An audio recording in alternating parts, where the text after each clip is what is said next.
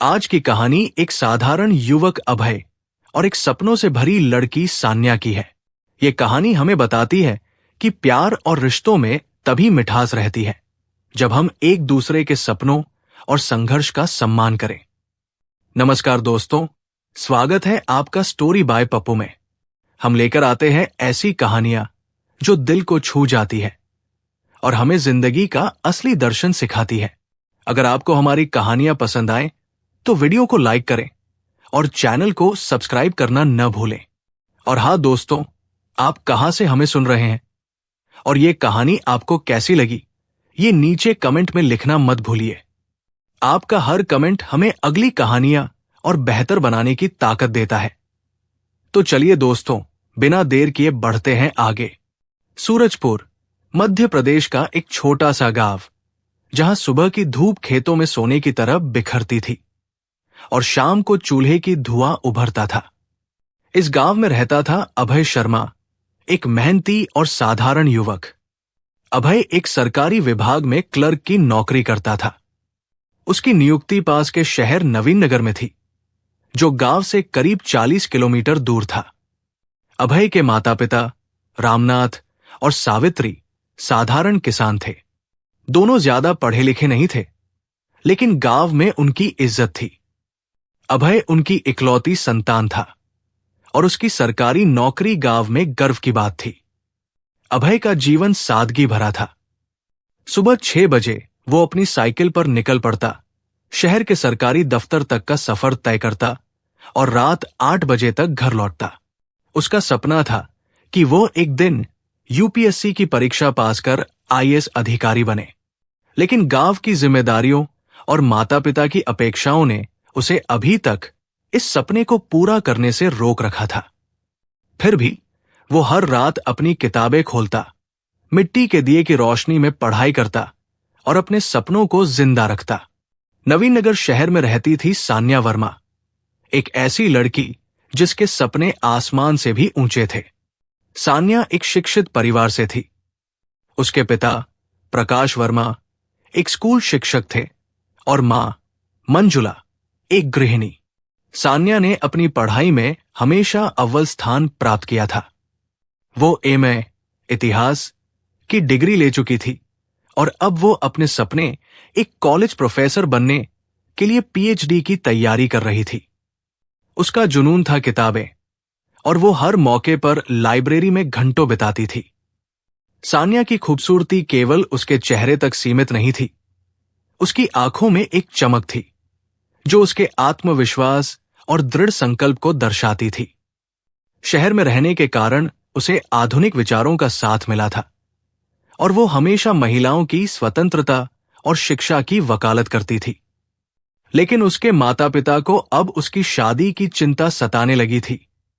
एक दिन सान्या के माता पिता ने उसे बताया कि उन्होंने उसके लिए एक रिश्ता देखा है।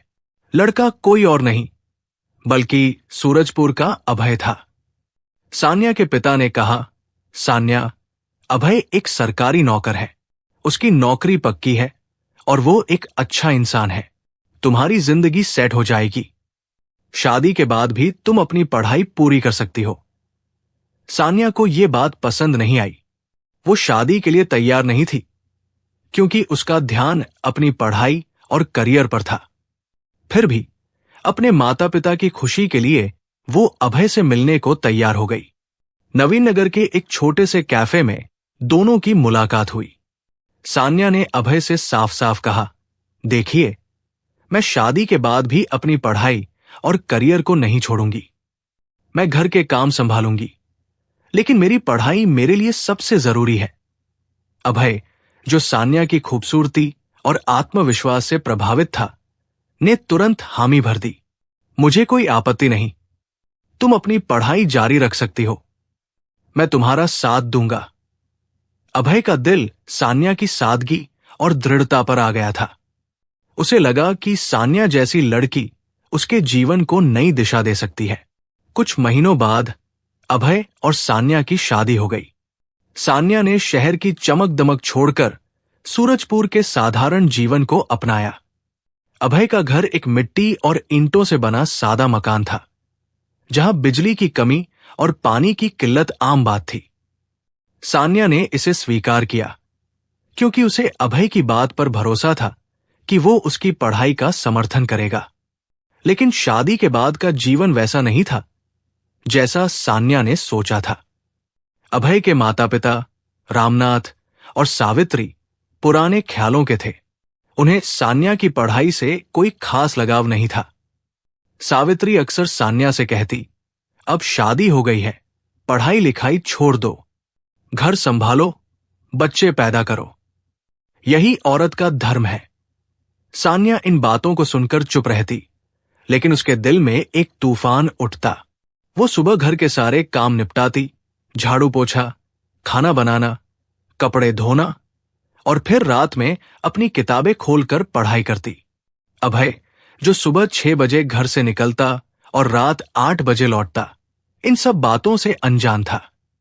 वो अपनी नौकरी और अपने यूपीएससी के सपने में डूबा रहता।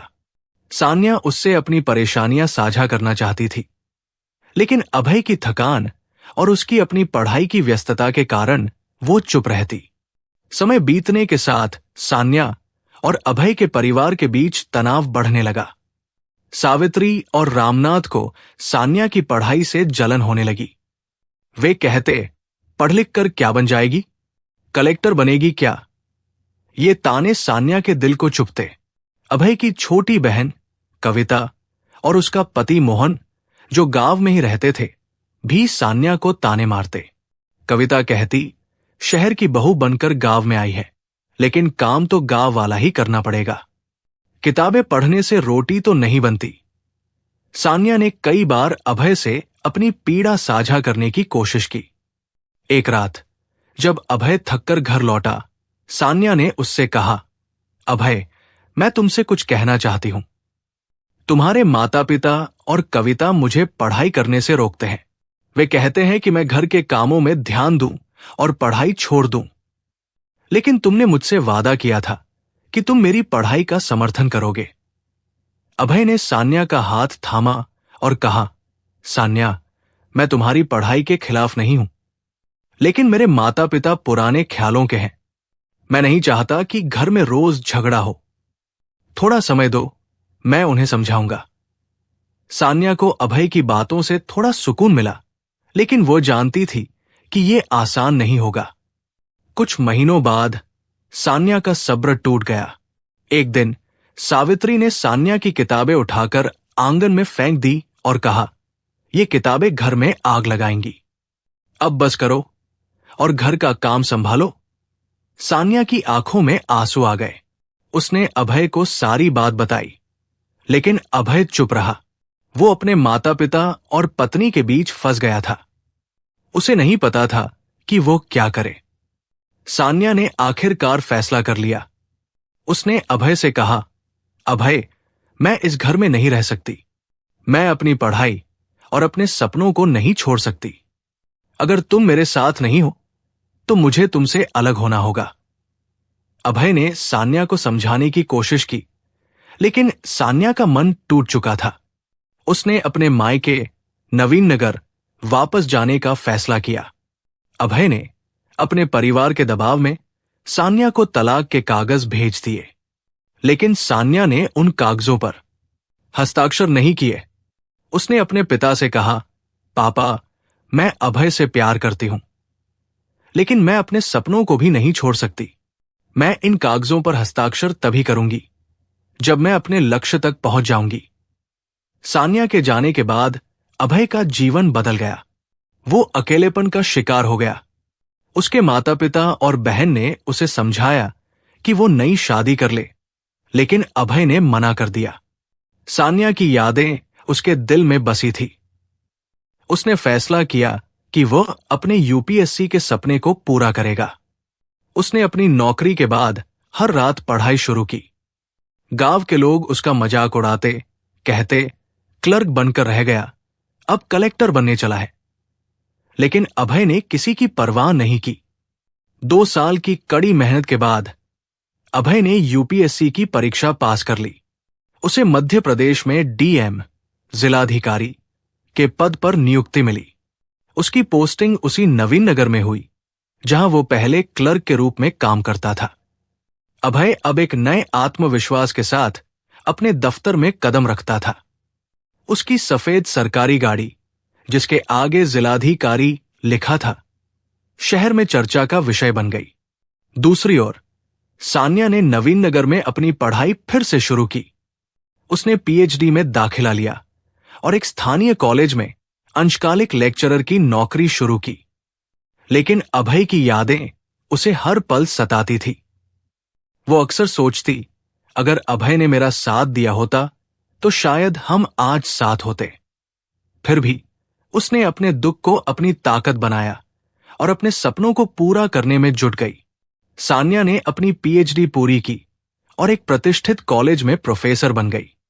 उसकी मेहनत और लगन ने उसे शहर में एक सम्मानित व्यक्ति बना दिया। लेकिन उसके दिल में एक खालीपन था। उसने अभय के तलाक के कागजों को अपने पास संभाल कर रखा था, क्योंकि वो अभी भी अभय से प्यार करती थी। एक दिन सान्या को नवीन नगर के सरकारी दफ्तर में एक शैक्षिक परियोजना के लिए बुलाया गया। जब वो दफ्तर पहुंची तो उसे पता चला कि नया डीएम कोई और नहीं बल्कि अभय है। सान्या के पैरों तले जमीन खिसक गई। वो अभय को देखकर स्तब्ध रह गई। अभय, जो अब एक सधा हुआ अधिकारी था, सान्या को देखकर भी चुप रहा। दोनों की नजरें मिली, लेकिन दोनों ने अपनी भावनाओं को छिपा लिया। दफ्तर में सान्या का स्वागत हुआ। अभय ने औपचारिक रूप से उससे बात की, लेकिन उसकी आवाज में एक हल्की सी कांप थी।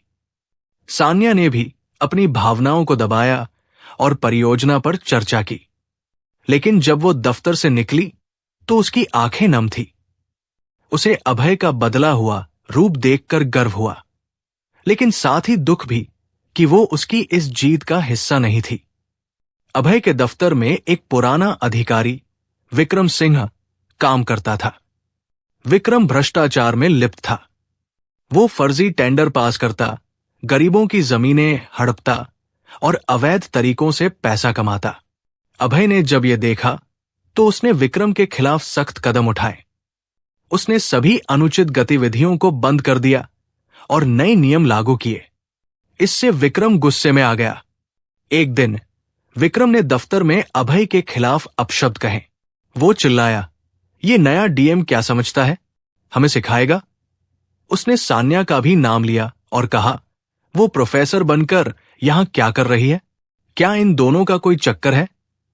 ये सुनकर सान्या, जो उस समय दफ्तर में थी, गुस्से से कांप उठी। लेकिन इससे पहले कि वो कुछ कहती, अभय ने विक्रम को जोर से धक्का दिया और कहा, सान्या के बारे में एक शब्द और बोला तो मैं तुम्हें नौकरी से निकाल दूंगा। दफ्तर में हंगामा हो गया। लोग ये देखकर हैरान थे कि अभय ने सान्या के लिए इतना गुस्सा क्यों दिखाया। अफवाहें फैलने लगी कि अभय और सान्या के बीच कोई पुराना रिश्ता है। सान्या ने अभय को अपने केबिन में बुलाया। वो गुस्से में थी। अभय, तुमने विक्रम को क्यों मारा? अब सारा दफ्तर हमारी बातें कर रहा है। अभय चुप रहा। सान्या ने उसे डांटा, लेकिन अभय ने आखिर में कहा, सान्या, तुम मेरे जीवन से चली गई, लेकिन मेरे दिल से नहीं। तुम्हारे बारे में कोई गलत बोले, ये मैं बर्दाश्त नहीं कर सकता। अगर तुम्हें लगता है कि मैं गलत हूं, तो मुझे इस दफ्तर से निकाल दो। ये सुनकर सान्या की आंखें भर आई। वो सोचने लगी कि अगर उस दिन तलाक के समय अभय ने ऐसा कहा होता, तो शायद वे आज अलग नहीं होते। वो चुपचाप अपने आंसू पोंछकर बाहर निकल गई। अगले दिन सान्या को पता चला कि अभय दफ्तर नहीं आया। उसने अपने निजी सहायक रोहन से पूछा, अभय कहाँ है? रोहन ने बताया कि अभय के साथ रात को हमला हुआ है और वो सिटी हॉस्पिटल में भर्ती है। ये सुनकर सान्या का दिल बैठ गया। वो तुरंत हॉस्पिटल पहुंची। आईसीयू में अभय खून से लथपथ पड़ा था। उसकी हालत देखकर सान्या की आंखों से आंसू बहने लगे। वो रात भर आईसीयू के बाहर बैठी रही, भगवान से अभय के लिए प्रार्थना करती रही। सुबह जब उसकी आंख खुली तो उसने रोहन का फोन देखा। रोहन ने बताया कि एक कैबिनेट मंत्री शहर में आ रहे हैं और सान्या की उपस्थिति जरूरी है। लेकिन सान्या ने मना कर दिया। रोहन, मैं यहां से नहीं जा सकती। अभय की हालत गंभीर है, तुम्हें ही सब संभालना होगा। शाम को डॉक्टर ने सान्या को बताया कि अभय अब खतरे से बाहर है। सान्या आईसीयू में गई और अभय को देखकर रो पड़ी। अभय ने धीमी आवाज में कहा, सान्या, तुम यहां क्यों आई? सान्या ने जवाब दिया, क्योंकि तुम मेरे लिए अब भी वही हो जो पहले थे। उसी रात सान्या ने अभय को सारी सच्चाई बताई। अभय, मैंने तलाक के कागजों पर हस्ताक्षर नहीं किए। मैं तुमसे प्यार करती थी और अब भी करती हूं, लेकिन तुम्हारे परिवार ने मुझे पढ़ाई करने से रोका। मैं मजबूर थी। अभय की आंखें भी नम हो गई। उसने कहा, सान्या, मैंने तुम्हें इसलिए आजाद किया क्योंकि मैं नहीं चाहता था कि तुम रोज ताने सुनो, लेकिन मैंने तुम्हें कभी नहीं भुलाया। दोनों ने एक दूसरे को गले लगाया। उस रात सान्या ने फैसला किया कि वो अभय के साथ रहेगी। अगले दिन उसने रोहन को बताया कि अभय उसका पति है और वे फिर से एक होने जा रहे हैं। अभय के ठीक होने के बाद सान्या और अभय ने एक छोटी सी पार्टी रखी जिसमें दफ्तर के सभी लोग शामिल हुए। सान्या ने बताया कि वो और अभय अब हमेशा के लिए एक है।